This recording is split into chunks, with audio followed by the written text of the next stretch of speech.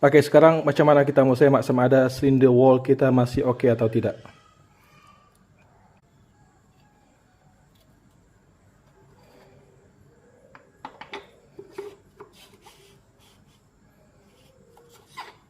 Kemudian lampu ni kita letak di bawah.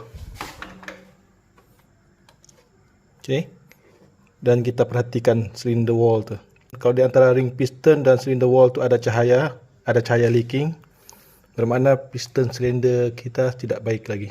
Okey, di situ di antara cylinder wall dengan piston ring. Kalau ada celah di antara tu, bermakna cylinder wall kita ada problem. So, buat step yang sama juga untuk cylinder block yang lain. Yang ini pula untuk semak sama ada cylinder wall kita tu rata secara menegak atau tidak. Okey, dan di belakang pembaris ni kita boleh letakkan lampu. Kalau ada cahaya leaking, bermakna cylinder wall kita ada masalah.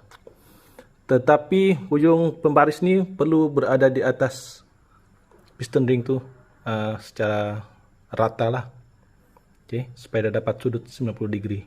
Kalau mau sukat ataupun semak piston clearance ni atau piston gap ni boleh juga. Tetapi disebabkan size ni fit memang khusus untuk engine HD ni, jadi saya rasa saya tidak perlulah.